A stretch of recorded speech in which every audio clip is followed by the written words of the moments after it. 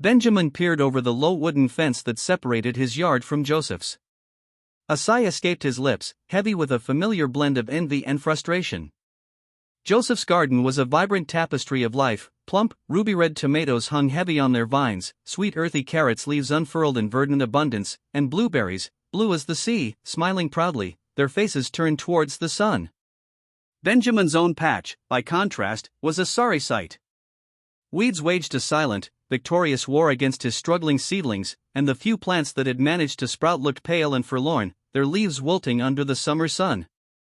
Every morning, without fail, Benjamin would watch Joseph. Joseph, with his wide-brimmed straw hat and a watering can that seemed perpetually full, would move among his plants with a quiet reverence. He'd gently pluck a stray weed, offer a drink to a thirsty sugar apple, or carefully climbing a beanstalk. It was a routine, a daily communion between man and nature, and the results were undeniable. Benjamin, however, believed in a different philosophy. He'd planted his seeds with enthusiasm in the spring, watered them once or twice, and then left them to their own devices. Plants are meant to grow, aren't they? He'd often mutter to himself, convinced that nature should simply take its course.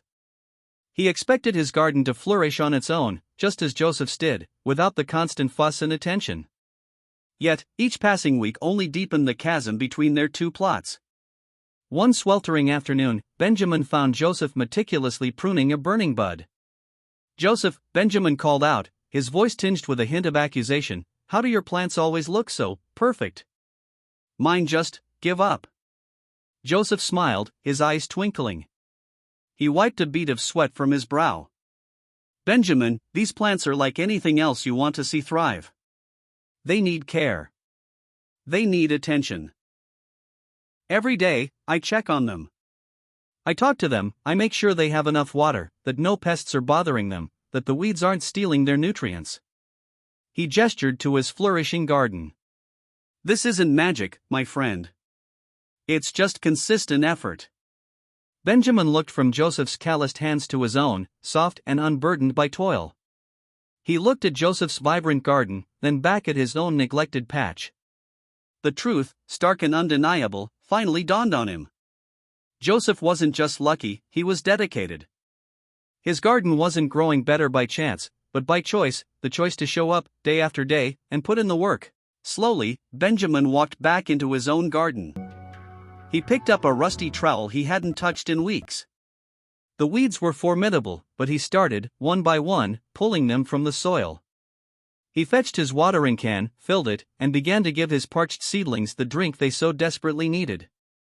It was hard work, and his back ached, but for the first time, he felt a flicker of hope, a connection to the earth beneath his feet. Over the next few weeks, Benjamin continued his new routine.